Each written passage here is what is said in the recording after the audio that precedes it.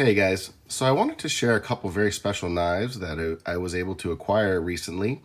They're a model called the Non-Flipper Flipper, and they're made by a gentleman named Stan Wilson. Now, if you're not familiar with Stan Wilson, he's been described as a bit of a living legend. Now, I was kind of intrigued by this knife probably about a year ago, and at that point, I wasn't spending nearly the money that these knives cost to acquire. And so while I admired them and I decided to do quite a bit of research on them, I really didn't have any intention of buying one, let alone two.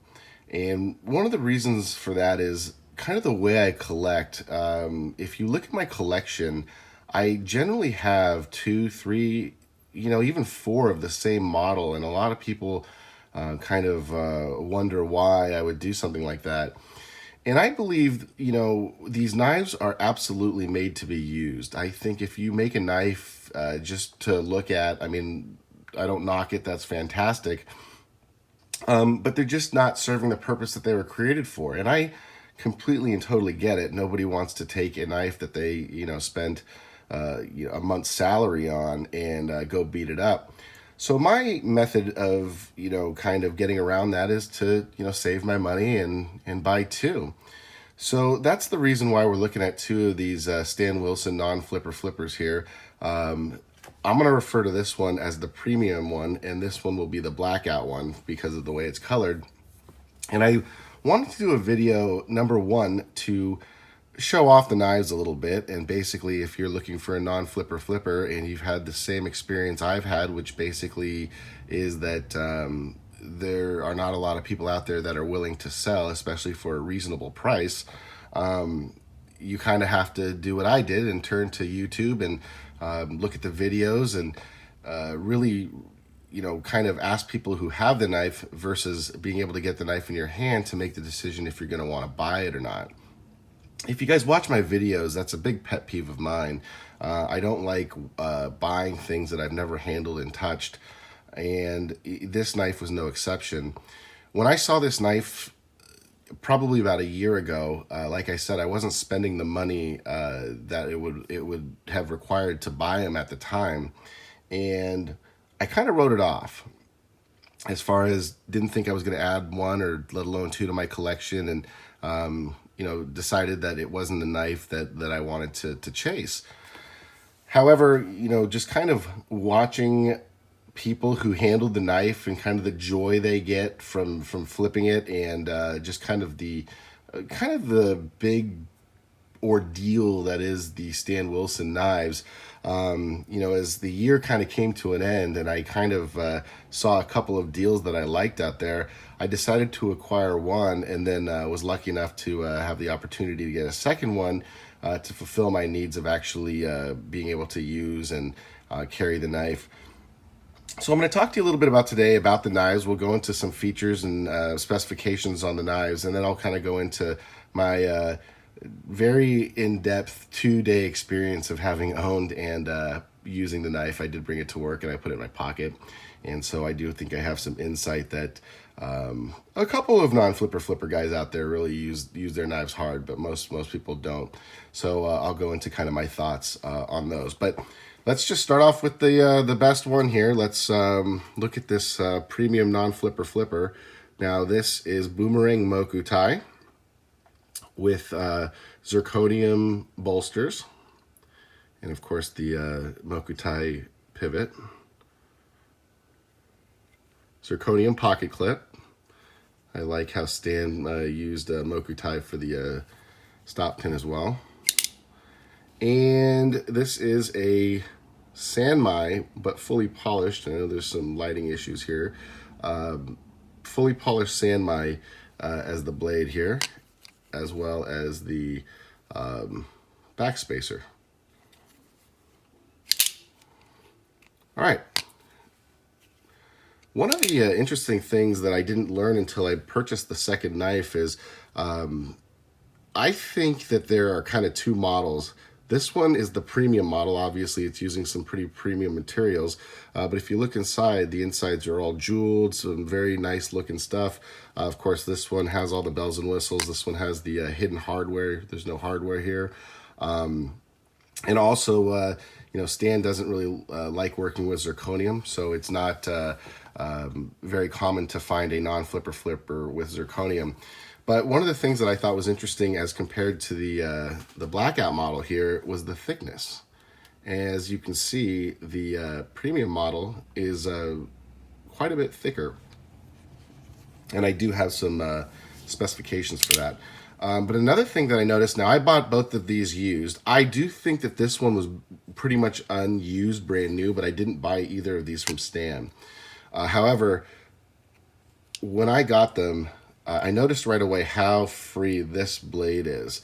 I noticed, how kind of looser everything was on this knife. I didn't know that, of course, because this was the only knife that I had at the time. And so I was playing with this. I got used to this knife, and I'm going to put this one aside. And then this one popped up. And I thought to myself, man, wouldn't it be great to get a non-flipper flipper that you can actually use?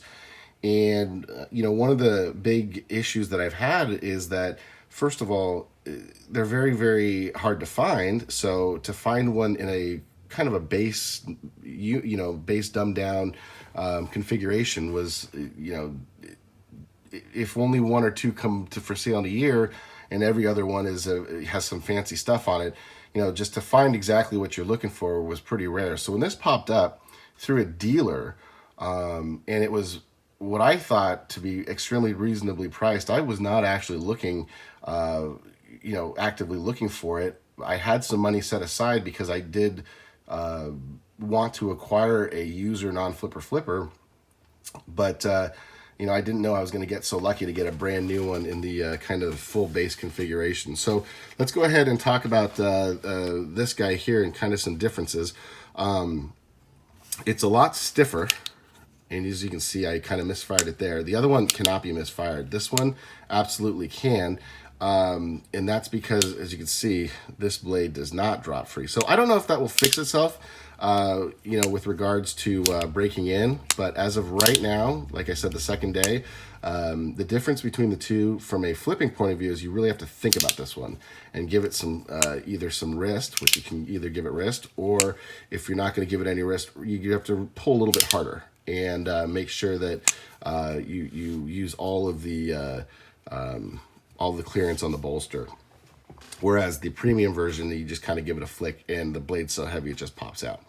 So let's go really quick into some specifications and the differences between the two. So first of all, the Blackout here is 0.65 inches thick.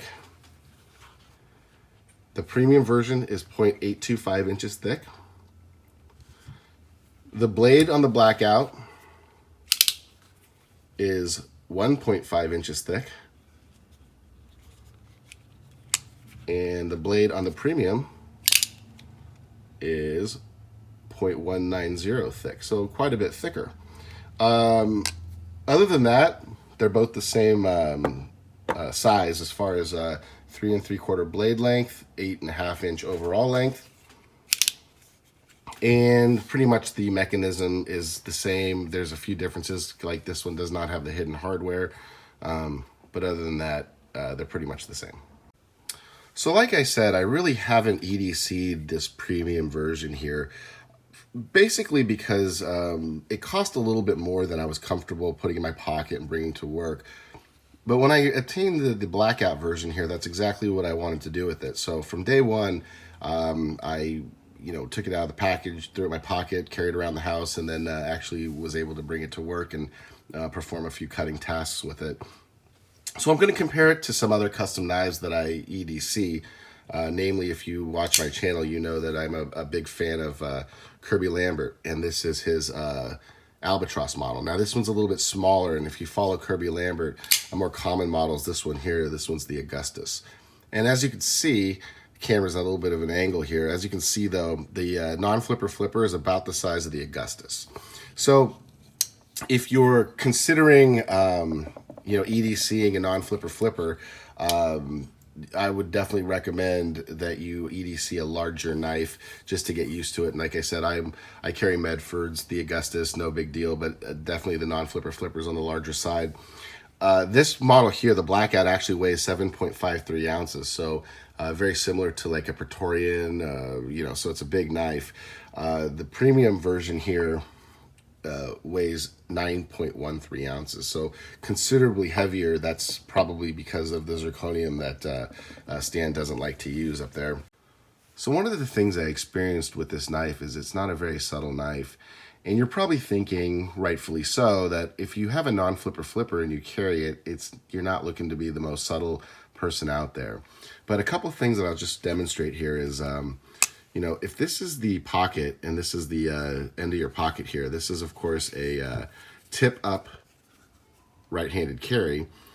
You'll notice that the pocket clip, not only being very large and substantial, kind of shoots forward. What that does, and what I wore this with was basically a black suit. So I was wearing black slacks, and I also wore it with basketball shorts, which is no problem. The basketball shorts is just fine because I'm not too worried about it. I'm not too worried about hiding it. But when you're wearing it with a suit, it's certainly, just the combination of the size, the weight, and the way the pocket clip sits, it definitely is very difficult to conceal. You definitely do print. So just, I thought I'd mention that if you're getting a non-flipper flipper and you really want to, be a stealth carry, I would definitely recommend gentleman carry because just the size of the pocket knife, size of the pocket clip doesn't lend itself very well to, total concealment. Another thing that I thought I'd mention is the sound, and I want you to take a listen here. Now, this is something that a lot of people really, really like about this knife, including me. I love the sound of the pocket knife, but it doesn't really sound like a pocket knife. So if you're at the office and you want to open up an envelope and you whip out your non-flipper flipper, that can be mistaken for just about anything but a pocket knife, such as maybe a gun being racked or something like that. So luckily for me, everyone at my office knows I'm a bit of a knife nut, and when I took it out and I flicked it, it got some very immediate attention, and of course everyone said, "Oh, what's that?" And just with my collecting, they go, "Well, how much does that cost?" And I kind of have to explain Stan Wilson and just kind of the level of quality that this knife is to some skepticism. But again, if you're looking to not have to answer questions like that or have a conversation, certainly this knife is probably not the one that you want to be carrying at the office. Another thing I thought I would mention is that, flipping it, while amazingly rewarding and fun, destroys your fingers. This is about 2 days worth of flipping a non-flipper flipper, and you can see my finger is straight tore up. I'm hoping that will remedy itself. Of course, when I break in a new knife, just about every knife I break in, your finger, has to get used to it and kind of gets all jacked up. But this one was especially bad, and that has a lot to do with the design of this. Of course, with no flipper tab, you're using these bolsters, and they come to a little bit of a point here. I wouldn't say a little bit, a lot of bit of a point.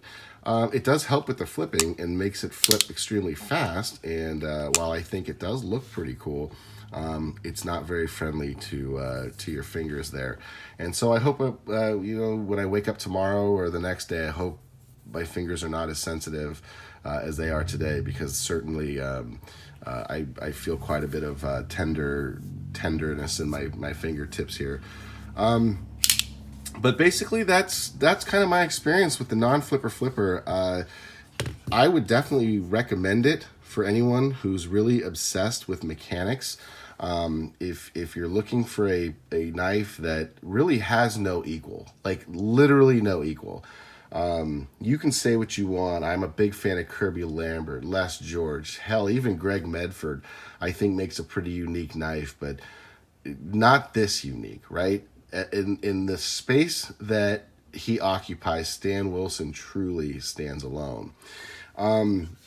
I did have the pleasure of speaking with Stan. He's actually working on a little bit of a project with him. And And I did ask because I am not the type of knife collector who wants the best knife in the world just to show it off and say, I've got better knives than you. I truly appreciate and I love these things, which is why I have to spend the money to buy two, because I feel like even though I want to collect and look at one, I want to be able to take it to work and use it and, just kind of enjoy the knife. Oh, I should mention another thing, and I know this is a little bit out of place. Again, I can't comment on it because I didn't get it from Stan, but this knife is not particularly sharp. If I were to grade this on a scale of 1 to 10, I would put this knife sharpness a 5, maybe even a 4. It's really not that sharp. Yes, it will cut tape and all that stuff. That's great, but I love my knives to be razor sharp, and I am debating right now over the next week or two if I'm going to put this on my Wicked Edge and get it really sharp. Another thing I should mention is if you look at the non-flipper flipper, check this out. This is another false edge, just like I had on my Stan Wilson Toad. So the cutting edge doesn't start till right about there. This is all, it's good when you're learning how to flip the knife and you leave your thumb there and you come back, but you lose quite a bit of cutting edge, which actually doesn't start till right about here. But that is going to be a challenge to sharpen. So I don't know. I'm not sure what I'm going to do with this, but I do want it to be a lot sharper. This definitely isn't hair whittling sharp right now. So that's something that I have to look into. But like I said, if you're looking for a knife without equal, just kind of depending on what you want to use the knife for. Like I said, I really want to use the knife, enjoy the knife. I'm not into it just to say, hey, look, I've got better knives than you. I know a lot of people will do that. If I wanted to do that, I would probably buy one of each knife and just kind of take pictures of them, and that's it. So, I'm not knocking guys that do that. I'm just kind of explaining why I collect the way I do and kind of how I intend to use these things. So like I said before I got sidetracked there, I was speaking with Stan, and I basically asked him why he hasn't done a production version of this. Like I said, I'm not one of those collectors who just wants to get knives and shove it in people's faces and say, look, I own knives that you don't. I just really love knives. I love all knives. I love using knives, like I said. And I would have actually really enjoyed a production version of this to use it. And I probably would have later on picked up a custom version because I do love the handmade custom, the art form of it all. But Stan had said that he has no problem with that, but just about every company has come and taken a look at the design, and they just don't see a way to replicate his design with any cost effectiveness at all. And I'm talking like, if you think about how much time and effort it takes to make one of these knives, then all of a sudden the price that they command, well, I would not say it's justified. It's kind of one of those things where that's, a personal call, since a $20 knife will do pretty much the same job as this one. I would just say, personally for me, I felt justified spending the money on a knife like this because of the amazing skill that it takes to make it, that Stan puts into the knives, the amazing design it came up to create the knife and come up with the locking features of it. And, I talked to Stan and said he takes, a minimum of 2 weeks to make these things, which is why when he originally started making them, he had to raise the prices on them because they were, they take so much time, and he just can't make a ton of them in mass production. So, I do hope for everyone's sake, especially if you're watching this, and I feel very, very, very fortunate, very, very, very lucky that I'm able to purchase things like this. I do realize that, other people have to prioritize where they spend their money, like I do. I probably prioritize knives a little bit too high. But I do hope they come out with some sort of mid-tech or production version, but just kind of the company saying that they simply can't make a knife at a cost-effective price just shows me how innovative, how special, and how amazing this knife is. And, aside from the knife itself in your hand and the amazing mechanics of it, I will tell you the feeling that you get when you use one, pocket one, and hold one, and especially flip one, is, in my opinion, well worth the price of admission.